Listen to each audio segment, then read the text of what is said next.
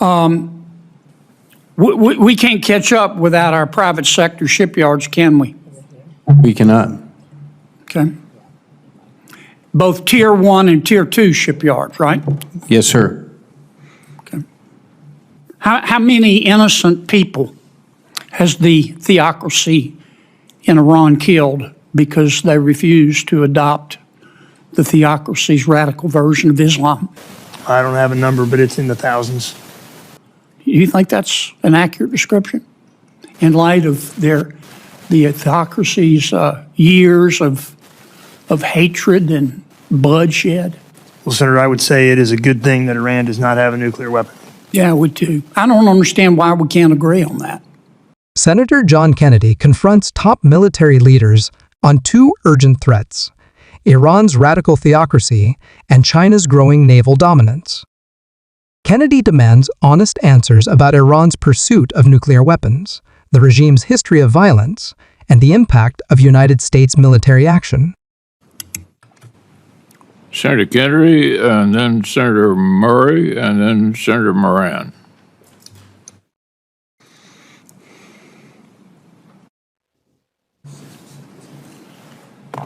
General,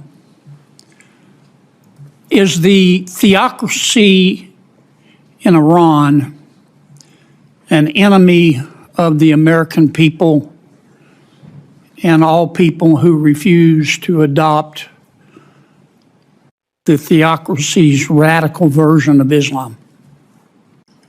Well, Senator, I'm not a scholar in that regard, but I would say that Iran presents a clear and present danger to all those who do not bend. Well, do you think they're our friend? They are not our friend. And how long have they not been our friend and the world's friend? For many decades, sir. How many innocent people has the theocracy in Iran killed because they refused to adopt the theocracy's radical version of Islam? I don't have a number, but it's in the thousands. Tens of thousands, right? I would think so, yes, sir. Hundreds of thousands, right? Again, I don't have the exact number, but I would not be surprised if it were. If the theocracy in Iran developed a nuclear weapon, would they be more or less dangerous? No, they would be far more dangerous, Senator. There's a saying, if your neighbor says he's going to kill you, you should believe him. Can we agree that the president's decision to destroy the Iranian theocracy's nuclear weapon capabilities made the world safer? I would say it did. What's impetuous mean? Well, sir, impetuous means, again, I'm a poli-sci major from the Texas State School.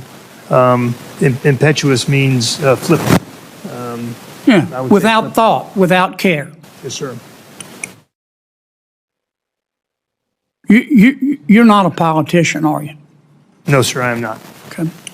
One of my friends on the committee said that America's decision to destroy the Iranian theocracy's ability to make a nuclear bomb was impetuous.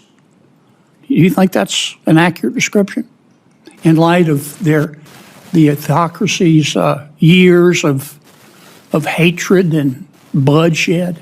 Well, Senator, I would say it is a good thing that Iran does not have a nuclear weapon. Yeah, I would too. I don't understand why we can't agree on that. I don't. Let me talk about shipbuilding in a few minutes I have. Mr. Secretary, for the last 2 decades, well, let me ask the Admiral. He's not a politician either.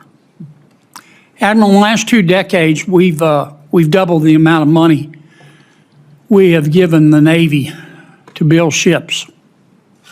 We've actually had fewer ships today because we've retired more than we've built. Tell me why in 30 seconds.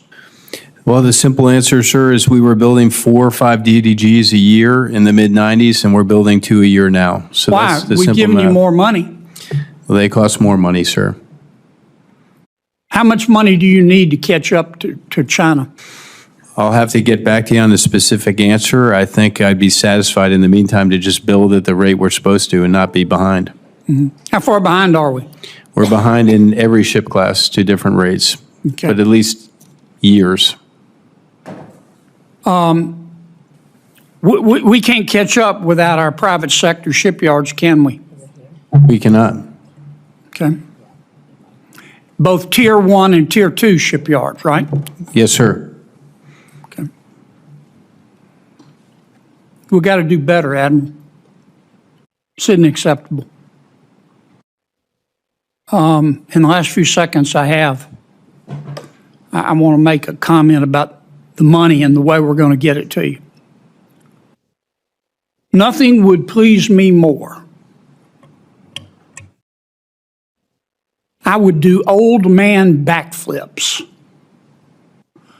to see the United States Congress put together a budget supporting our military that looks like somebody designed the damn thing on purpose.